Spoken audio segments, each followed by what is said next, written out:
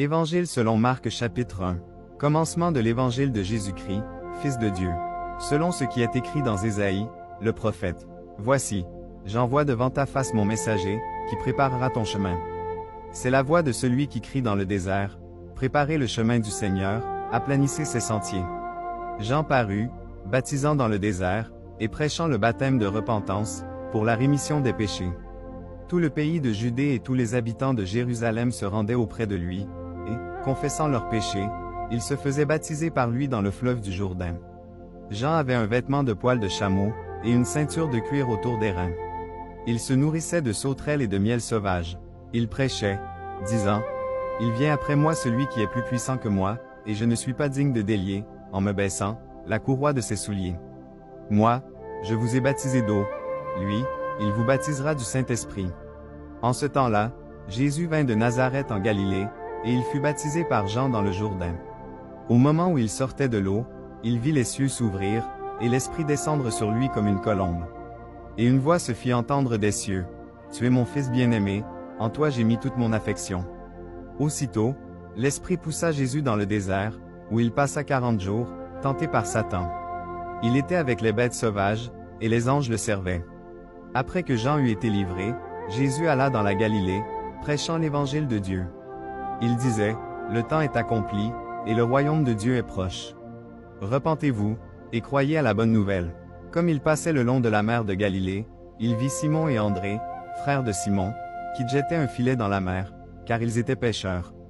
Jésus leur dit, « Suivez-moi, et je vous ferai pêcheurs d'hommes. » Aussitôt, ils laissèrent leur filet, et le suivirent. Étant allé un peu plus loin, il vit Jacques, fils de Zébédée, et Jean, son frère, qui, eux aussi, étaient dans une barque, et réparaient les filets. Aussitôt, il les appela, et, laissant leur père Zébédée dans la barque avec les ouvriers, ils le suivirent. Ils se rendirent à Capernaum, et, le jour du sabbat, Jésus entra d'abord dans la synagogue, et il enseigna. Ils étaient frappés de sa doctrine, car il enseignait comme ayant autorité, et non pas comme les scribes. Il se trouva dans leur synagogue un homme qui avait un esprit impur, et qui s'écria, « Qu'y a-t-il entre nous et toi, Jésus de Nazareth? Tu es venu pour nous perdre. Je sais qui tu es, le Saint de Dieu. » Jésus le menaça, disant, « Tais-toi, et sors de cet homme. » Et l'esprit impur sortit de cet homme, en l'agitant avec violence, et en poussant un grand cri. Tous furent saisis de stupéfaction, de sorte qu'ils se demandaient les uns aux autres, « Qu'est-ce que ceci? » Une nouvelle doctrine. Il commande avec autorité même aux esprits impurs, et ils lui obéissent. Et sa renommée se répandit aussitôt dans tous les lieux environnants de la Galilée. En sortant de la synagogue, ils se rendirent, avec Jacques et Jean, à la maison de Simon et d'André. La belle-mère de Simon était couchée, ayant la fièvre, et aussitôt on parla d'elle à Jésus. Il s'approcha, la fit lever en lui prenant la main, et à l'instant la fièvre la quitta. Puis elle les servit. Le soir, après le coucher du soleil, on lui amena tous les malades et les démoniaques. Toute la ville était rassemblée devant sa porte. Il guérit beaucoup de gens qui avaient diverses maladies. Il chassa aussi beaucoup de démons, et il ne permettait pas aux démons de parler, parce qu'il le connaissait. Vers le matin, pendant qu'il faisait encore très sombre, il se leva, et sortit pour aller dans un lieu désert, où il pria.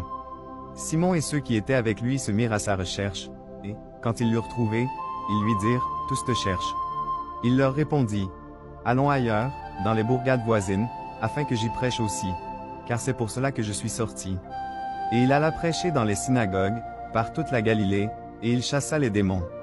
Un lépreux vint à lui, et, se jetant à genoux, il lui dit d'un ton suppliant, « Si tu le veux, tu peux me rendre pur. » Jésus, ému de compassion, étendit la main, le toucha, et dit, « Je le veux, sois pur. » Aussitôt la lèpre le quitta, et il fut purifié. Jésus le renvoya sur le champ, avec de sévères recommandations, et lui dit, « Garde-toi de rien dire à personne, mais va te montrer au sacrificateur, et offre pour ta purification ce que Moïse a prescrit, afin que cela leur serve de témoignage. » Mais cet homme, s'en étant allé, se mit à publier hautement la chose, et à la divulguer, de sorte que Jésus ne pouvait plus entrer publiquement dans une ville.